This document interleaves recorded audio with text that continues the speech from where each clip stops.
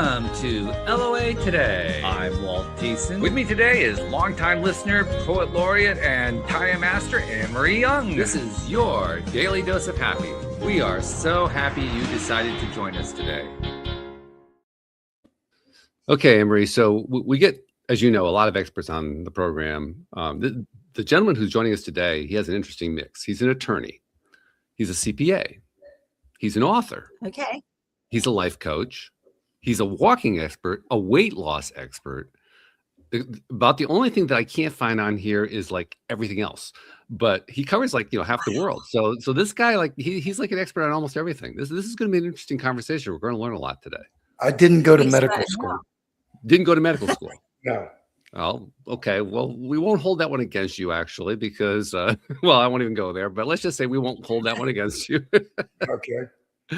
But Stanley Bronstein, welcome to the program. Thank you for joining us today. How's it going out there in Scottsdale? Thank you for having me, Walt. Thank you, Emery. Nice to be here.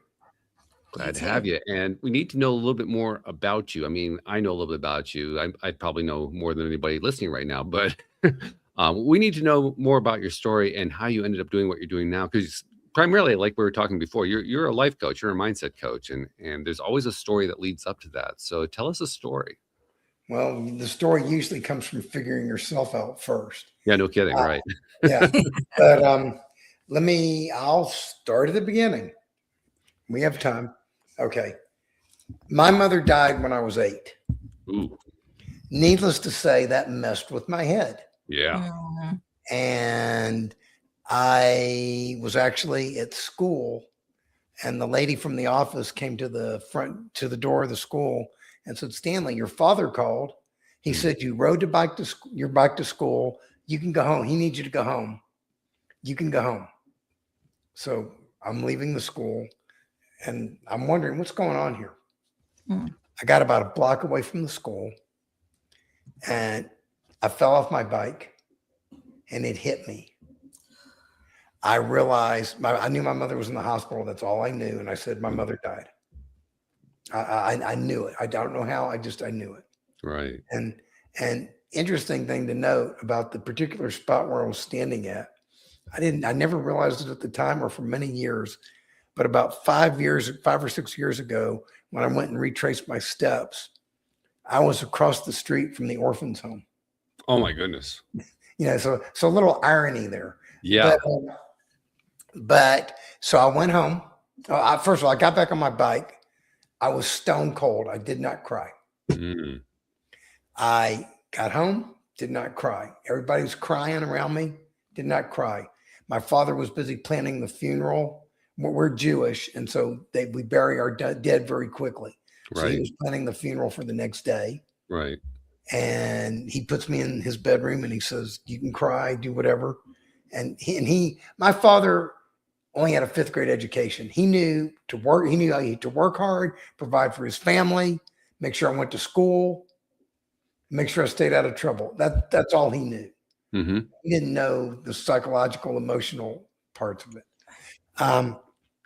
And back then, that was 1967. Yeah. So right. So nobody male ever showed anything emotional at that point. You just didn't. Yeah. And people didn't think kids need counseling and all that stuff. Right. So anyway, so here I am. The funeral's the next day. Still not crying. We go to the funeral home. I see the casket. I started screaming. And I demanded that they open the casket and let me see her. And they didn't want to do it, but they did. They let me see her. And then we went to the cemetery, had the funeral, still no crying, still no crying. For the next month or two, I had dreams or nightmares, depending on how you want to look at it, that in the middle of the night, she'd wake up from the cemetery and she'd walk home. Oh my goodness. And then I'd get up and she wasn't there. So this was messing with my head. Yeah. Now, living with my father, who was massively obese already to begin with, I don't know the exact weight, at least 350 pounds, if not my goodness, 375, big. And we both literally ate ourselves to oblivion. If you look at my pictures, I started getting bigger and bigger and bigger and bigger. A lot of men like to brag that they're the same size they were when they got married. Well, I am smaller today than I was when I got bar mitzvahed at the age of 13. No kidding. Wow. Yeah. So I don't know if that's an accomplishment or sad or sick. We'll leave that to you. We're not going to try to judge on that. It's an interesting fact. Yeah. I actually found some pictures to prove it. So then I'm going through high school. I had friends, but women didn't want to date me. It hurt your relationships, that kind of thing. Then, went off to college. Same thing. Had friends, were popular in that regard, but, not successful in the dating realm, that type of thing. My senior year in college, I lost a bunch of weight, probably about 75, 80 pounds. But then I went on a car trip with some friends, and there were cookies in the back seat. Uh-oh. And the cookies and I formed an intimate relationship. Uh-huh. And weight started coming right back on. And I put it all back on plus more. Then I graduated from college. I eventually passed the test and became what we call here in the States, we call them a CPA. Mm-hmm. Overseas, they call them chartered accountants, or right. Something like that. But same thing. Yeah, so did that, and I'm working. One of my older brothers and I, we formed a company, a real estate company, and I'm working in the company, doing all the accounting and a lot of legal type stuff. And my brother and I got in an argument one day, as brothers will do, and he started screaming at me, as brothers will do, and he says, "You're not a lawyer." And I said, "Well, I still think I'm right." He says, "You ought to go to law school." and I said, "You're absolutely right." And I signed up for law school. 4 years later, I was a lawyer. It took me 4 years because I went at night. So I went part-time. So became a lawyer. And so the lesson to that story is, you should always, even if you're in an argument with someone who might be totally full of crap, which he was, you should still pay attention to what they're saying, because some words of wisdom may accidentally come out of their mouth. Yeah. And you might want to act on those words of wisdom. So thank you, brother. Appreciate it. You did change my life, and I did show him. But were you right? Yeah. You were right. Yeah. So in law school, my last year of law school, once again, I lost a bunch of weight. This time 100 pounds. But I didn't do it by learning to eat properly. I didn't do it by exercising. I did it, by learning portion control. And so the things didn't stick. But I lost a bunch of weight. Over the next, 5 to 10 years, the weight started creeping back on. Not immediately, but started creeping back on. But I was small enough, around 265 pounds, where women were interested in me. I was still a big boy, but I was able to date, and women were interested in me. And I wound up getting married, eventually out of that, to a woman I'm still married with. That figures into the story when you get a little further down the story. Remember the still married. Remember the still married to part. Okay. Anyway, so life sometimes presents us with an opportunity to heal, an unexpected opportunity to heal. When I was probably about 33, 34. This is, 25, 26 years or so after my mother died. I don't remember the exact time. I should look it up, One of my mother's sisters, my aunt, died. And I went to her funeral. And when I went to her funeral and walked into the cemetery, what did I see in front of me as soon as I walked in? I saw 2 young boys. One was about 9 years old, who was crying his eyes out. And the other one was his brother, who was about 6 years old, who was standing there by himself, ice cold, not crying, not doing dumbfounded look on his face, not doing anything. Those two kids were my cousins. This was their grandmother who died. I had never met them before. I saw the younger kid and I said, that's me. You know how they always tell you to talk to your inner child? Yeah. Well, here it comes. I looked at him and I said, I will be damned if I let this kid go through what I went through. So I walked up to him. I introduced myself to him. I said, I'm your cousin. I said, I know exactly how you feel right now. When I was about your age, my mother died and I was cold. I couldn't cry. I didn't know what to feel. I didn't know what to think. I didn't know how life was going to go on. I didn't know what to do. And then I put my arms around him and I told him it's okay to cry. And I did not let go until he started crying. Wow. So there, I had the opportunity to not only talk to my inner child, I got to physically hug him. Yeah. Yeah, that's a rare treat. And physically heal him. Oh, but it gets better, Walt.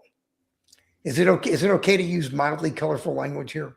Oh, you can. The FCC doesn't have a single rule to play. I know, but I still want to respect you. Thank you. And ladies, we have a lady here. That's fine. So just then there was an elderly Jewish gentleman who was Orthodox, who was at the cemetery. Orthodox Jews do not like kids in cemeteries. They do not believe kids belong at funerals. He said out loud in front of 20 or 30 people, he says, what are these kids doing here in this cemetery? Kids don't belong at funerals. Well, I snapped. One of the few times in my life where I snapped. I turned him and I said, that was their grandmother who died. If there's anybody who belongs here at this funeral, it's those two kids. And if there's anybody who doesn't belong here at this funeral, it's you son of a bitch. you can get out of here right now. And he shut up and he did not say another word. So not only did I get to hug my inner child and heal my inner child, I got to defend him as well. And needless to say, all the tears that did not come out at my mother's funeral came out at that funeral. Oh, okay. Oh, really? And I will jump ahead to the very end of the healing story, but then go backwards again. About 3-4 months before the COVID shutdown came. Yeah, I guess about 5 years ago, whatever. I was visiting Texas where I grew up, and I had time. I went down to Galveston, Texas, where I was born, and I retraced all my footsteps. I went to my childhood home. The lady there still remembered me. She let me in, showed me around and everything. Then I went to the cemetery. It was in December, beautiful sunny day, almost around noon. Sun was right overhead. I lay down on the grass between my mother and father's grave, and I told them everything I've done in my life. I told them I think you'd be proud of me. And I thanked them for everything they did for me. And even more importantly, I forgave them for everything they did to me. I said, like for years I had anger that my mother didn't explain to me that she was dying. She did not prepare me for it. Hey, if she would have prepared me, but then think about it. Emery, let me ask you this. If you're 48 years old and you're a mother, how hard would it be for you to tell your 8-year-old child you're about to die? Pretty hard. Yeah, very. Yeah, so I forgave her. I realized that. I've cut her some slack and I forgive her for that. I forgive my father for not knowing how to eat better, and letting me do what I did because he shouldn't have, but that's okay. And the funny thing is all the experiences I've gone through and what you'll hear for the rest of it, if I could go back, I would change things, but I don't regret any of them because they have taught me what I have learned. They have made me into the person I am today they have taught me the tools that I now use and teach other people so that they can do better. Our record is intact. We have a 100% perfect record with guests who come onto the program and say exactly what you just said. Yeah, exactly. Thank you. Your record's intact. Okay. So now let's back up. So I get married. We moved to Arizona from Texas. And I started my own law and accounting practice. And I was working hard, and I started getting bigger and bigger and bigger and bigger and bigger. Never, just, this is how big I was when I was in law school, 367 pounds. Yeah, that's a good size girl right there. Yeah, big size. Yeah.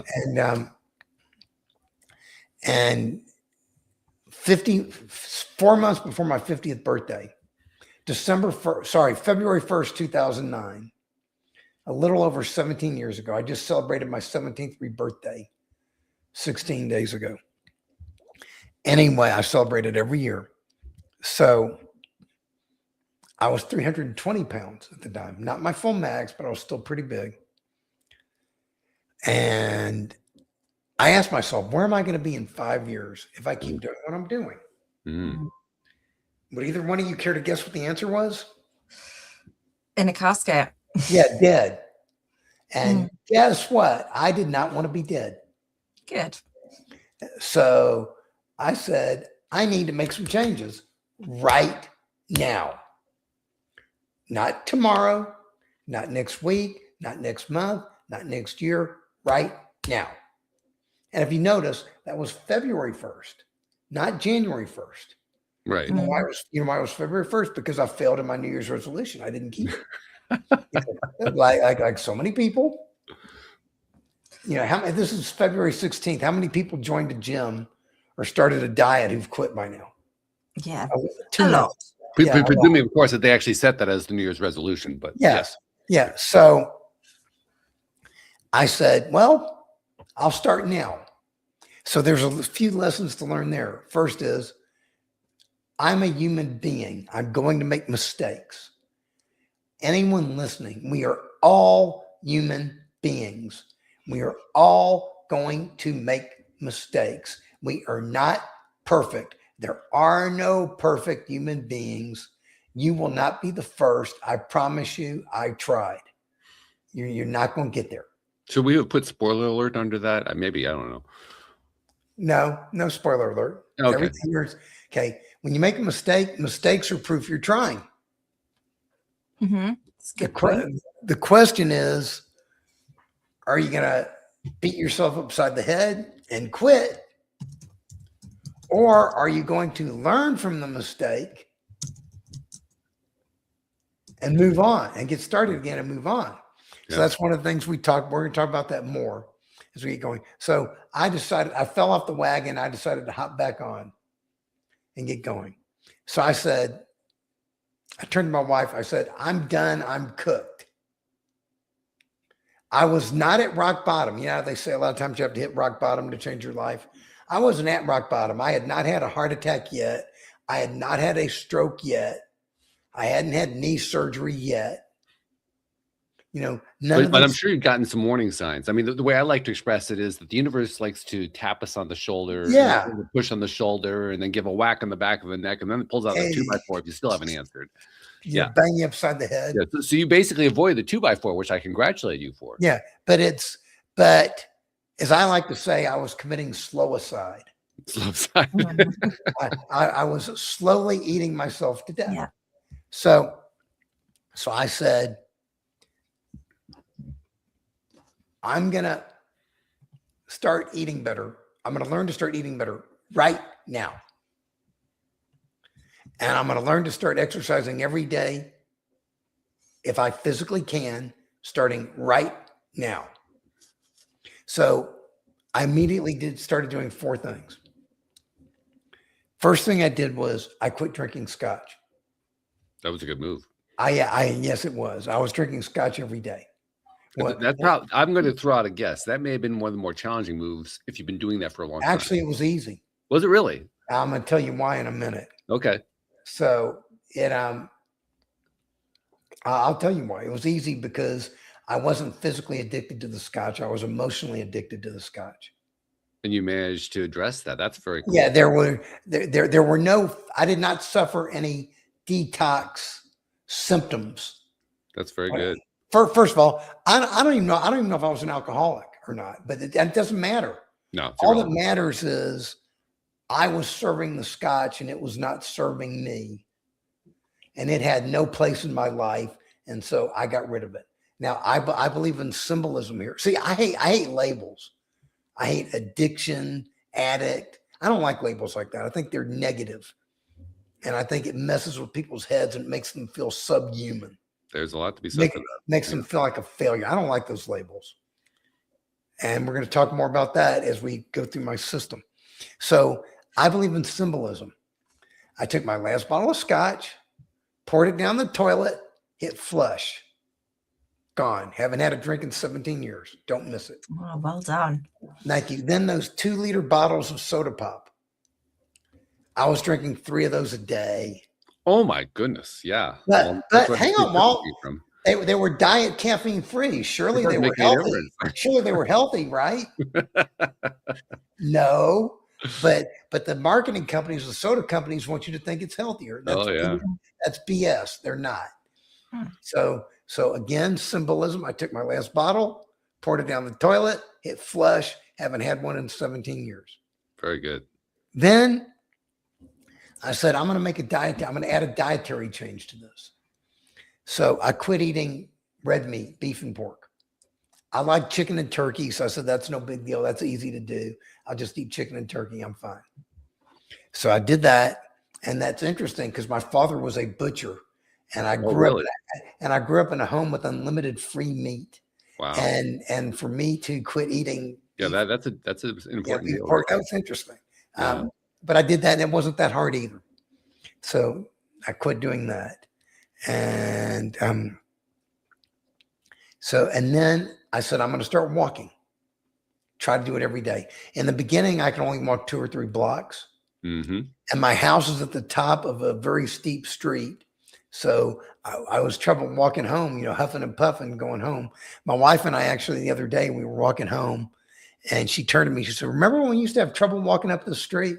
And I said, yep, sure do. But, so doing that. And in the beginning, I found a gym by me that had a pool and I would go there in the middle of the night when it wasn't busy and I would walk laps in the pool. Oh, okay. That way it didn't beat my knees up. Okay. And I could sit there and do it. And I did an hour, then 2 hours, then 3 hours. And I set myself a goal that I was going to do a 5-hour pool walk on my 50th birthday. Wow. And I did it. It wasn't that bad. By the time I got to my 50th birthday, I'd lost about 50 pounds. Wow. And I started walking outside. I got to the point where I could walk outside. And so kept going, did that for about 4 or 5 years. Then I said, and by then my walking activity had really ramped up. I was probably walking 10 miles a day. Very good. I guess that's 15 kilometers, give or take. Mm-hmm. I started walking that every day, pretty much. And I said, well, actually at that point, not almost every day, most of the time, but I'd have days where I'd take off. But if you're doing that at least 3, 4, 5 days a week, you're doing very well. Yeah. So I said, I'm going to make another push here. I gave up chicken and turkey. I still was eating eggs. I was still doing dairy, but essentially I went vegetarian. That was that was about 12 and a half years ago. Since the day I went vegetarian, I have been sick one time in that 12 and a half years. And I define sick as being so sick that I can't walk at least 2 hours a day. Okay. Wow. That's how I define sick. Since then, in that 12 years, I've had 3 days where I missed walking at least 2 hours a day. That was 8 years ago. And if you would have told me those 3 days would have interrupted what would have been a 12-year streak, I would have gotten out and I would have walked on those days anyway. Because that's how stubborn I was, but we'll get to that. So I made dietary changes, started losing more weight, got good. But then I got about 4 or 5 years into that. I stalled at 180 pounds. I couldn't get below 180. No matter what I did, couldn't get below there. And it would fluctuate 180, 190, 200, 190, 180. It wasn't totally stable. So I said, I'm doing something wrong here, because by that time I was walking 10 to 15 miles every day. And I said, if I'm walking that much and I'm not losing more weight, I'm doing something wrong here. So I said, what am I doing? I analyzed it and I said, I'm going to give up butter, cheese, and ice cream. I gave up dairy and I went vegan. Well, guess what happened when I gave up butter, cheese, and ice cream? I lost 50 pounds in like 5 minutes. I mean, I'd get up every morning, another pound, another pound, another pound, another pound. That was exciting. Made you want to go to the scale. Sure. Yeah. But, so I was doing that, and that was when I really whipped myself into shape. And since that time, I've continued to eat that way. I was still eating a lot of processed food. But since that time, a few years back, I stopped eating processed food. I make all my own food. It's natural food.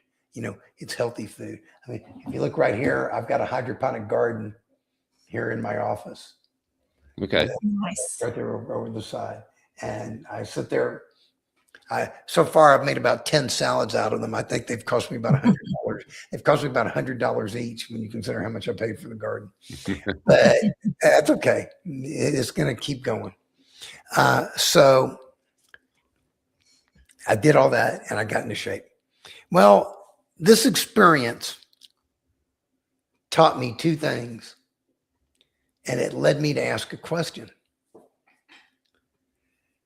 The first thing it taught me was I am more powerful than I ever imagined.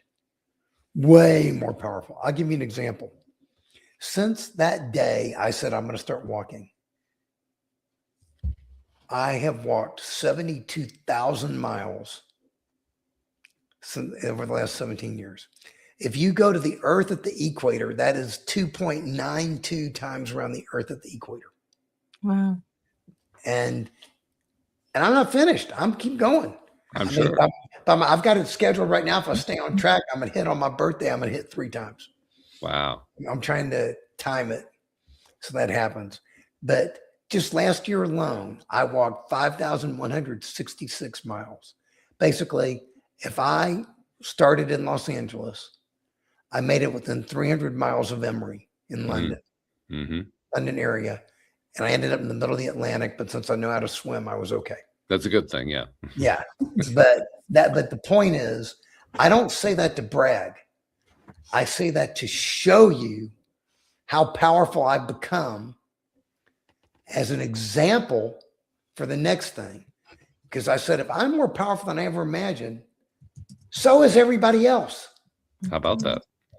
You are more powerful than you ever imagined. Know that. Believe it. I'm telling you that right now. People ask me why I walk as much as I do every day. It's because I can. It's good.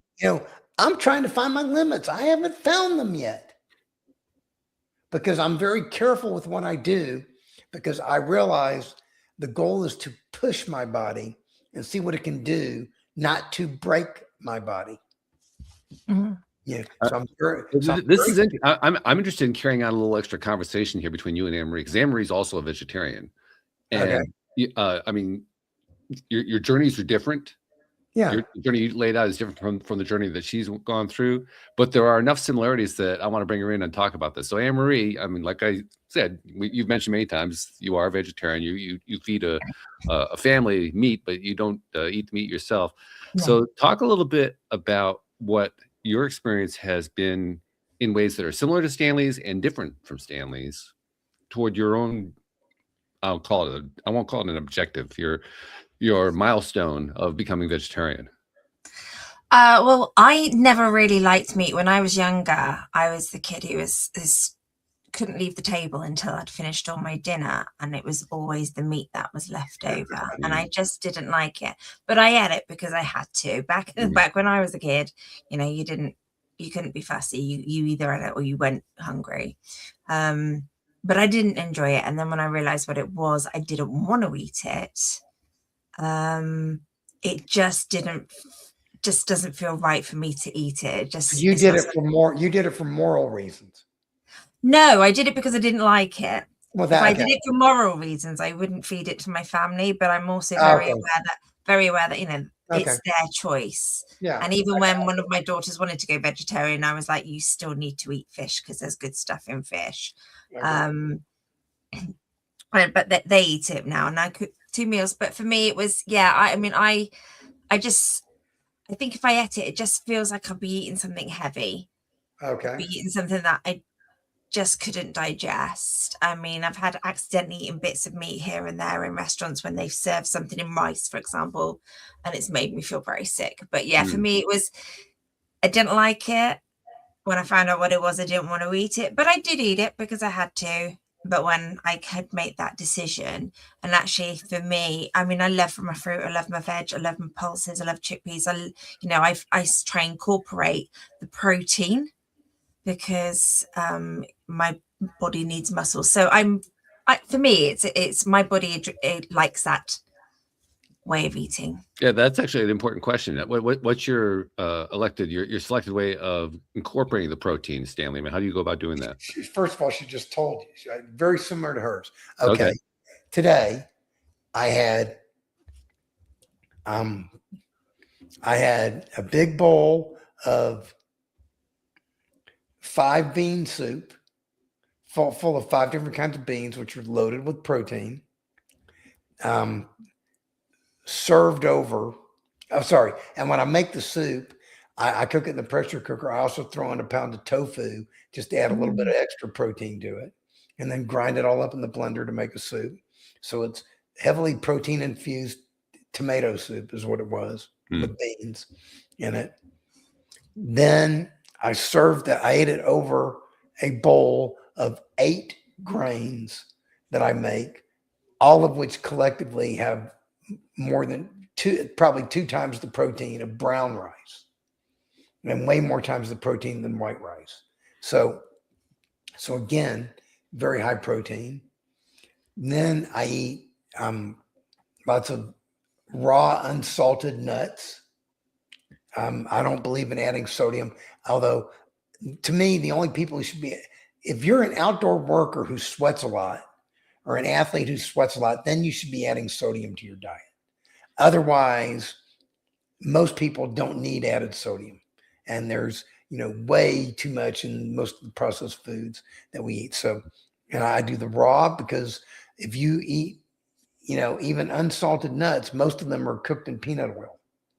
So they're adding extra fat to the mix that you don't need. And when I take with those raw unsalted nuts, I throw them in the air fryer for 8 or 9 minutes and then let them cool off. It brings out the natural oils that are in the nuts, and they're addictive. They're delicious. So I eat that. I eat lots of fruit. I eat lots of salads. I eat, things like oatmeal, hemp seed, chia seed, flax seed, lots of things. I make sure I get my protein. And I tell a lot of people that, a lot of, I remember I made a pie, banana almond date pie, and I gave it to my pool guy who comes every week. He always likes to sample my food, trying to get him to eat healthy. And I gave him a piece of pie, and he says, "What good is this?" I said, "This piece of pie has more protein in it than that steak you're going to eat for dinner." And he says, "Really?" And I said, "Yeah." And I explained it to him. I eat lots of chickpeas. Another thing I make, have you tried this? Have you ever sprouted chickpeas? No. Okay. I will need, if you give me your email, if Walt will send me your email address, I'll send you a recipe. I have a video on it and everything. Okay. You regular chickpeas will not sprout. You need to go to the Indian market, and you need to get what's called kala chana, Kalachana. It's chickpeas with the skin on them. Okay. They call them black chickpeas. They have the skin on them. You take those and you sprout them. It takes like 4 or 5 days, and they have these little white sprouts that come out. That you're eating them raw, and the bioavailability of the nutrients in the chickpeas is off the charts. Really? And it works with lentils. These are all things. I make black lentils. My wife loves to put them in her salads and stuff. She eats them all the time, and it works with lots of kinds of beans and everything. So you get creative. You learn things, Walt. But for me, it was learning to eat things that are different than when I grew up. Oh, sure. Yeah. Yeah. I was just curious how you'd solve the issue. No, it wasn't. Henry, I'm sure you've had to say, face the same question. Like how do you, when you were trying to adjust your own vegetarianism, how did you go about deciding what proteins to include in your diet? To be fair, it's only in the last couple of years since I've been lifting weights and stuff to get my body stronger that I've even discovered that my body needs protein. I used to use, we've got this meat substitute that's quite high in protein. TVP, textured vegetable protein. Yeah, pretty much. Yeah. And I've always loved things like tofu and eggs and things like that. So I've had much, but it's only in the last couple of years that I've realized the importance of it, which is why now, I start my mornings with Greek yogurt and I have seeds on it, and my fruit and I usually throw a date on there as well. And then like for lunch, I usually have like eggs or beans or like a soup with chickpeas in. So yeah, I really do try and get my protein in because it's so good for you. That's one of the most interesting things talking to vegetarians, and it's fun to have two of you on the program at the same time, because the solutions that people come up with are very individual. I don't think I've heard the same story about what protein choices people made from two different vegetarians. I even sometimes make my own soy yogurt. Do you really? Yeah.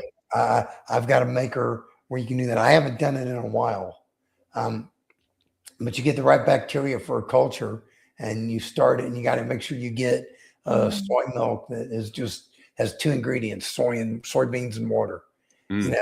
That's because a lot of soy milks have a lot of added stuff in it, but you can make your own soy yogurts.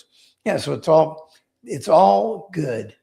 I mean, what she's describing, is all good. And I'm going to share a little secret with you, Walt. Everyone thinks that they're not getting enough protein, when the reality is they're not getting enough fiber. And they really need to get more fiber. And what's the basis for that? Everything I described is full of fiber. Beans, full of fiber. Grains, full of fiber. Nuts, full of fiber. Okay, but I mean, what's the basis for your claim that people don't get enough fiber? Why do they need to have more fiber? What's behind that? Because they don't go to the bathroom enough. They think they do. Okay, I asked. Okay, we're going to get a little intimate here. I asked people, when I start working with them. I mean, I'll give you the story of one particular lady. She was pre-diabetic, 40-something years old, chronically constipated, felt very sluggish and everything. Then she came to my office and actually sat down and talked with me. And she said, my stomach hurts. I can't go to the bathroom and all this and all that. She said, I told her, I gave her the stuff. I gave her some, and I told her how to make the sprouted lentils, full of fiber. And I showed her an oatmeal recipe, start eating this oatmeal and add chia seed, hemp seed, flax seed to it. All these things full of fiber, do all these things. That was a Saturday when I met with her. Wednesday morning, I got a text with her. I went to the bathroom. Yay! Yeah. She was so excited she had to text me at 6 a.m. to let me know she went to the bathroom. My sister-in-law, she has had problems with chronic constipation. I taught her how to sprout chickpeas. Just like I was telling you, she started doing those. She eats them every day now and she loves them. Guess what? She doesn't have the problem with chronic constipation anymore. But everybody thinks you need to go to the doctor to take a pill. A lot of it can be solved with diet. And a lot of this too, it's based upon research that I read. Mm-hmm. You know, and the people who I read are primarily, you know, they're the whole food plant-based doctors, as they call it. See, I'll just share a secret with you. You can be vegan or vegetarian and eat a crappy diet. Yeah. Very crappy diet, Yeah. Oreos are vegan.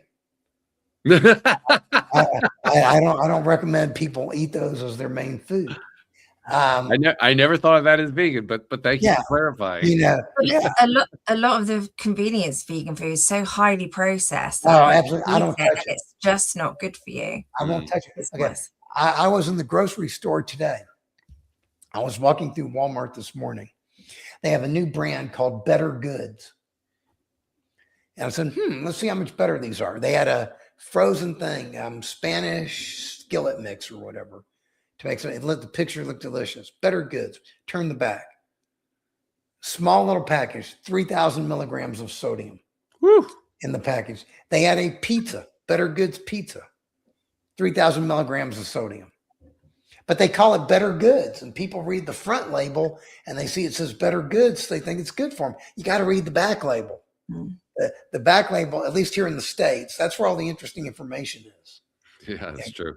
And that's what you need to know. But the other interesting thing, and I'm kind of glad that you're bringing us to this. I'm not sure if this was your intention, but certainly where I'm seeing it, I'm loving how you tell the story of how you took responsibility for your own health. That's we're getting to that. Let me. Well, I think we're actually already there, and it's the point that I like to bring up a lot because it's something that people. I think more and more people are becoming aware that it's a possibility.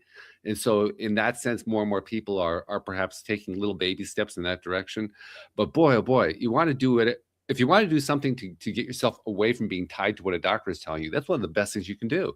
Okay. Doing the research to take responsibility for your own health, starting with the food that you eat. It's wonderful that you're doing that. Okay. Thank you. First of all, that's the third thing I was going to talk about. But see, well, we mix things up around here. So what I will do is I will go 3, 1, 2 instead of 1, 2, 3. Okay. I can handle that. So yes, but I need to give a teeny bit of backstory. As I did this, I'm back to my business background, attorney and CPA. My whole career, I've made a living taking complicated things and making them simple. Always good. So I said, how do I turn what I've learned into a system that others can use to change their lives, be it weight loss, be it drinking, be it smoking, be it something else. Just want to be successful, be it whatever. How can I turn this into a system?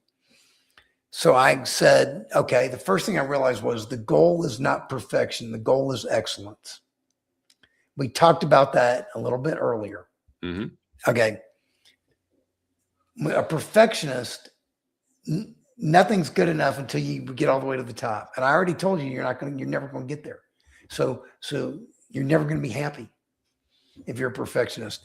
I'm no longer a perfectionist. I've become a good enoughist. That's good. I like that. Good enough is good enough. Now, but here's the excellence part. You can be good just because you're good enough doesn't mean you can't try to be better. Sure, you can try.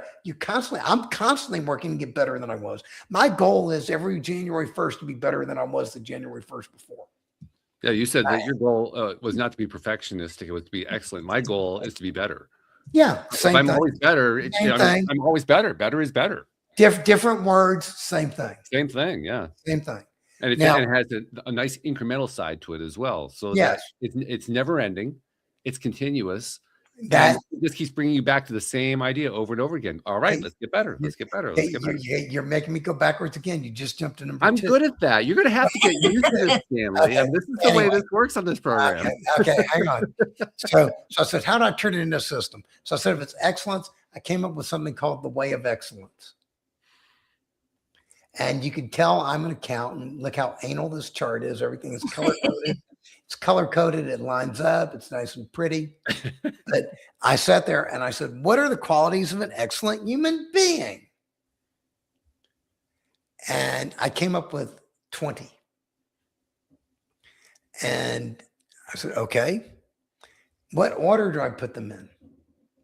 I put them in a logical order. Walt seems to prefer 3, 2, 1 as opposed to 1, 2, 3. So we will cover them that way. I didn't even know what the numbering was. All of a sudden, wow. I know. Okay. But we're thinking alike. That's the important part. We're on the same wavelength. Yeah, definitely same wavelength. Yeah. I took personal responsibility for where I was at. It wasn't my mother's fault that she died when I was 8 years old. It wasn't my father's fault that he didn't know how to tell me to eat better or to make me eat better. It wasn't my father's fault that he didn't know to get me counseling that I needed. It wasn't any of those things. It was nobody's fault. And while I'm at it, it wasn't my fault either. I love that. You know why? Blame is irrelevant. And somebody should tell our politicians in Washington that blame is irrelevant. Yeah, good luck with that one, but I agree with you. I'm telling them right now. Okay. Blame does not solve problems. The challenge where politics is concerned, that unfortunately it does get you elected, but we're not going to go that direction. Yeah, no, we're not. You're right. Blame really doesn't actually play any useful role. Blame does not solve problems. No. All that solves problems is figuring out what needs to be done and then doing it. I figured out what I needed to do and I started doing it. But, so that's number 3. Now we'll back up to number 2. I realized that this was a long-term game I was playing. Not a short-term game. See, I was always playing how can I go on a diet for a month and lose the weight I need to lose? And you probably did for a month. Yeah. That's not the answer. That's why, because temporary change gives you temporary results. Permanent change gives you permanent results. You want to permanently change, you need to permanently change. So, you about to say something? So I am. Well, I mean, I was going to eventually bring in, I thought it might tie into your next thing, but I'll bring it in now. Okay. I was going to say that the thing that I love is how you keep emphasizing the different ways that you can work on yourself, and you're doing it in ways that are kind to yourself. You Yes. don't beat yourself up. You don't beat the crap out of yourself. That's number 12. That's number 12. Well, I'm not surprised, but my point is that I'm loving that, because that is a really big deal. And it's something that I wanted to point to, because I kind of only noticed this last bit over the last couple of years. The kinder that you are to yourself, it turns out the kinder you end up being to everybody else. You think? And it's really? one of those little side effect things that it never occurred to me that would happen. And when it did happen, when the first time that came back to me as evidence that the greater kindness I had shown to myself was also being shown to other people without me realizing it, that my reaction was, I did that? Really? Because I couldn't believe it. That's number 8. That's number 8. Okay. I'm telling you, this is a comprehensive system here. So I said this is a long-term game we're playing. So I started playing the long term. I realized every time I went to a Chinese buffet, I was mortgaging my long-term future. Every time I went home from work and sat on my butt, that was mortgaging my long-term future. Every time I drank a bottle of scotch, that was mortgaging my long-term future. But the problem is we live in a short-term world. We have everything at our fingertips. We can get it instantly. But we need to use our brains and our minds to control what we do. Just because you can get it instantly doesn't necessarily mean you should. Now, I'm going to throw a little curveball and see how you respond to it, because of what you said there. The way you said that was very interesting to me. You said if we use our brains, and then you filled in the gap. And the thing I want to throw at you as the curveball is, what's the role of the heart in that diagram? It's very important. Same thing. You're touching on number 20. You're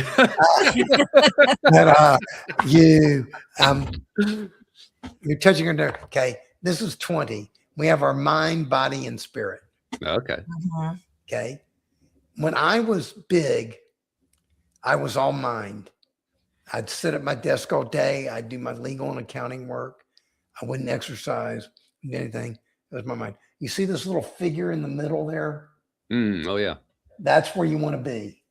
You want to be balanced in the center. You know, yeah. I was all mind. I was, you know, way over here. I needed to work on the body to get over toward there. And the funny thing was, once I started working on my body, I became all body. And I started neglecting my mind. I didn't want to do my work. You know, you had to go through the pendulum thing in order to get yourself into balance. Seems that way, doesn't it? Yeah. Well, that's the way it often works. I mean, especially if we have a habitual pattern that is always pushed in one particular direction, and we realize, oh, I don't have to do that anymore. We try that other side that we hadn't been playing with because we had not visited it before, and then we realize where the balance is, and then we end up aiming for the balance. But yeah, you kind of have to go to that other side. See, but what I figured out, Walt, if you look here, 3 parts. If you notice inside the mind, there's a blue and green yin yang. Mm-hmm. Yeah. That's because the body and the spirit feed the mind. Absolutely. Yeah. If you look inside the body, there's a green and red yin yang because the mind and spirit feed the body. That's right. And likewise, the body and the mind feed the spirit. Yep. They all work together and connect with each other, and you want them all connected and all working together.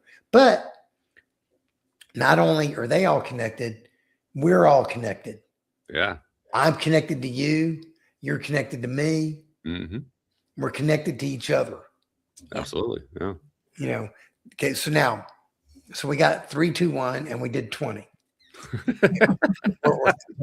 I'm going to kind of jump around. I just have to ask you, Emery, can you remember the last person we had somebody who had everything perfectly numbered like this? I mean, this is fascinating. He's got everything. I'm an accountant. I mean, honestly. Okay. Anyway, so I'm telling you, the system's got it covered. Anyway, trust me, I've tried it for years on tons of people. It's there. Okay. Anyway, 6, perspective. Okay. Everything I've described about what I do sounds pretty hard, doesn't it? Sounds like a chore. Sometimes. Okay. I have to get up and go walking today. I have to eat healthy today. Ugh. Well, I learned a lesson 2 years before I started on my journey, 2007. I interviewed a woman in Honolulu, Hawaii. Her name was Peggy Chun. I interviewed her for a book that I was writing, where I was driving around the entire United States, and I had 50 people I was going to interview for a book I was writing about. I was going to talk about each of the 50 people. And she was like the first or the second person I talked to because I started in Hawaii. She had Lou Gehrig's disease at the time. Completely bedridden, on a ventilator, could not speak, could not move. Wow. The only way she could communicate was trained people would hold up an eye chart and they could read her eye movements. She could spell words. So it took me like 2 hours to do a 20-minute interview with her. Right. But when I saw her, the thought that went through my mind was, if I ever get like that, please put a pillow over my head and take me out. Well, guess what? That was not her thought. Her thought was, my grandkids are coming over later today. We're going to go out to the park. It's a beautiful sunny day, and we're going to play in the park. And she sat there and she told me, she asked me, she said, you're going to go around the country and interview all these 50 people? Tell me who they are. That sounds so exciting. I wished I could go with you. You know, this woman had joy for life. Yeah. So whenever I had mornings where I didn't feel like walking, you know, they say, what would Jesus do? I started saying, what would Peggy Chun do? Ah, there you go. I love that. And the answer is Peggy Chun would have gotten her lazy ass out of bed if she could have, and she would have gone for a walk, and she probably would have never come back. So every time I didn't feel like walking, I said, this one's for you, Peggy. And I went walking. Perspective is an amazing thing. For myself, my own experience, I got so much perspective over the years, as Anne-Marie knows, just from doing this program, because I've interviewed hundreds of different people, and they all have different viewpoints. They all have different ideas and thoughts and so forth. And I've mentioned many times, one of the most fascinating facts to me is how I enjoy the perspective of people I agree with, but I learn more from the ones I disagree with. I know. I mentioned that many times because that perspective of the people I disagree with has taught me almost more than anything else in my life. And sometimes you learn how ignorant they are. But sometimes I learn how ignorant I am. Yeah, It works both ways. Yes, it does. You're correct. The person who, that's another thing I learned. I like to say I'm always right except for when I'm wrong. Yeah, right. No, what I learned was I stopped saying I have to do this, and I started saying I get to do this. Yeah, that's good. Yeah. That's perspective, and you did label That is. it correctly. Number 6, the law of perspective. So you did label it correctly. So then I started expanding my vision. That's number 7. I said, what are these big, bold dreams I can have?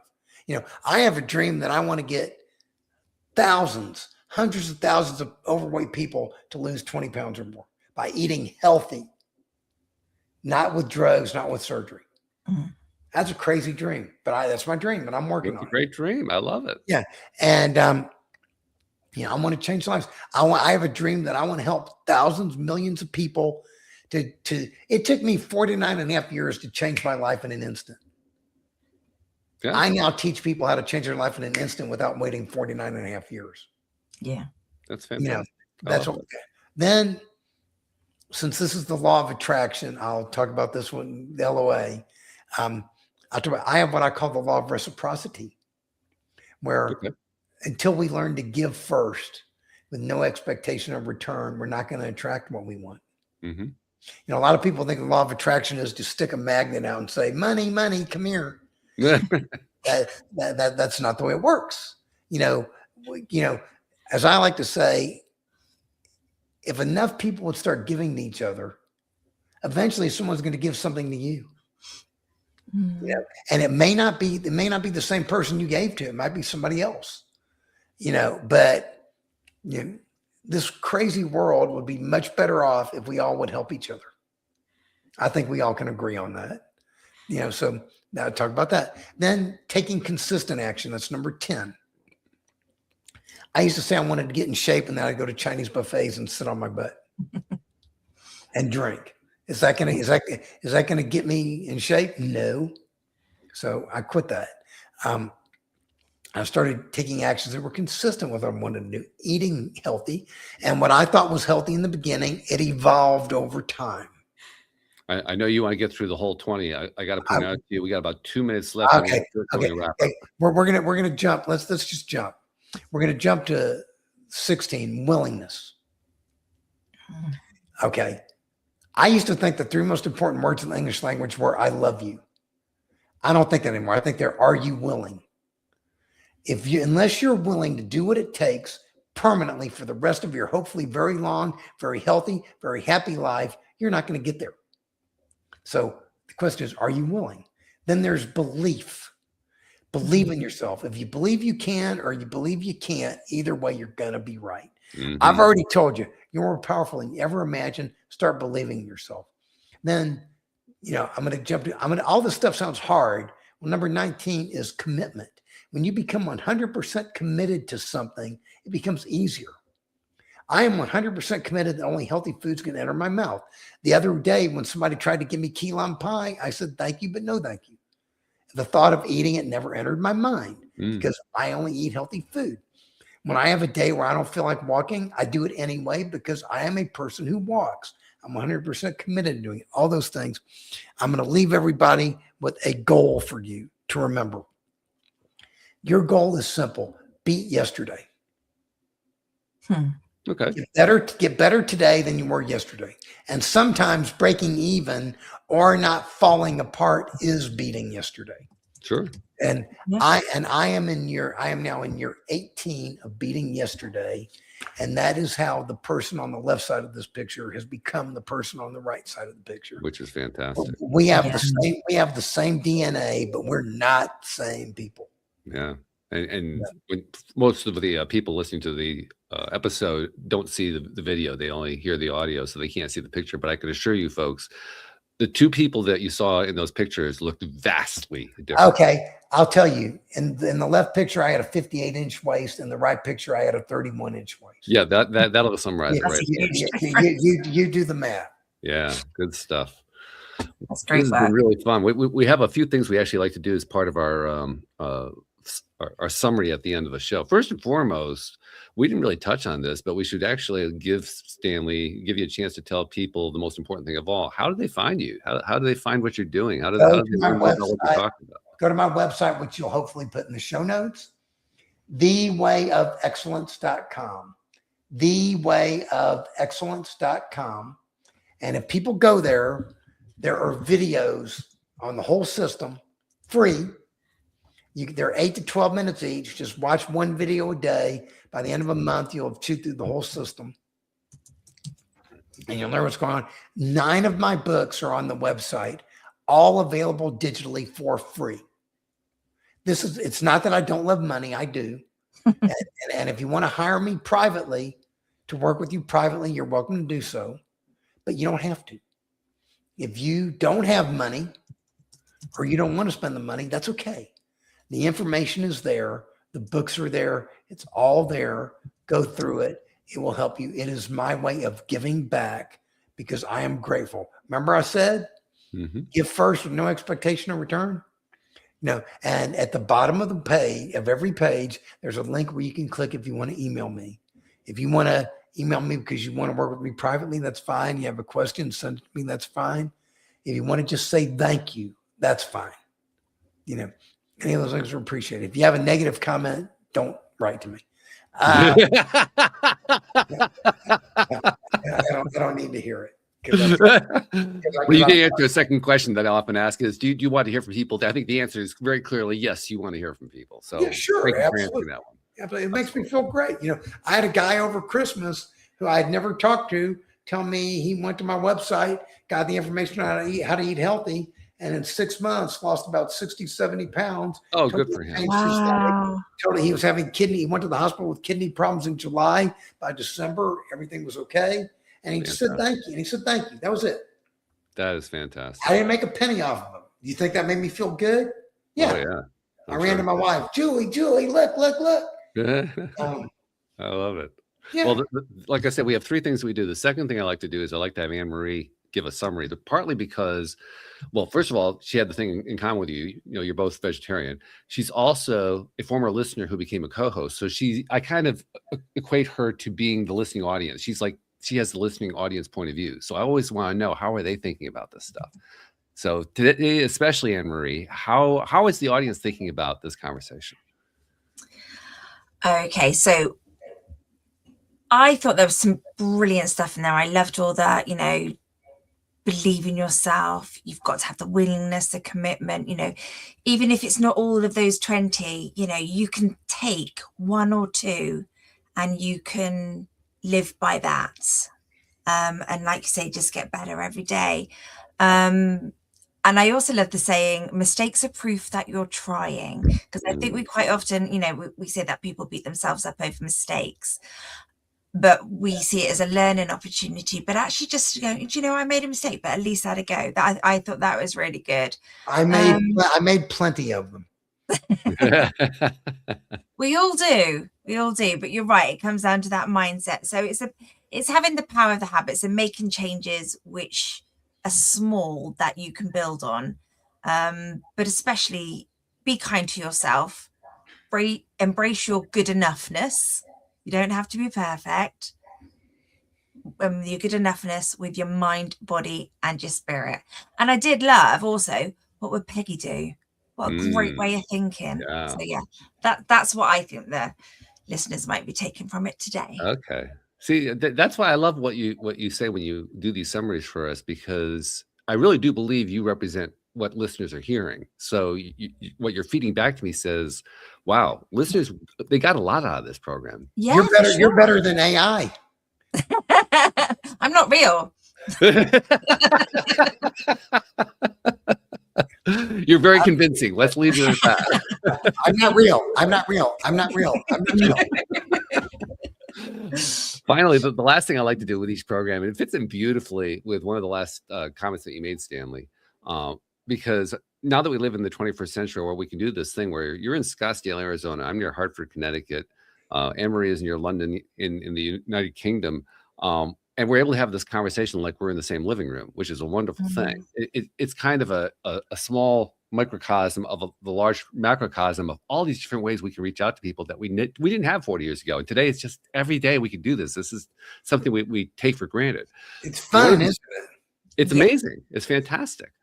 And one of the things that goes along with it, I noticed a few years back, is we not only do we take for granted that it's happening, but like you said, it's really important to be able to help people. And that's one of the things that happens here. We end up helping people just by having these conversations. We have people who will listen in who will never find out what they did. We'll never find out what they picked up. I mean, I'll listen to Anne-Marie to get some idea of it, but for the most part, we'll never know what it is they picked up. And then they'll go off and do something. They'll make an improvement. And it was because of a ripple that we started here. And we don't get credit for that. And that's okay. That's okay. That's okay. I say to myself, you know what? We deserve to give credit for that kind of thing. So that's why, Stanley, at the end of every program, I like to say to guests like you, Stanley, on behalf of those people that you've never met and that you've never seen and never will meet, never will see, who you've been helping on a daily basis in ways you didn't even know about, on their behalf, thank you for what you're doing, because you're making a difference in this world. You're welcome. Thank you. We really appreciate you. Thank you for joining us. Thank you for taking the time. Best of luck with what you're doing. I think it's wonderful what you're doing. And we're really glad that you shared it with us today. Thank you to our podcast listeners everywhere. And we will see you all next time here on LOA Today. Goodbye, everybody.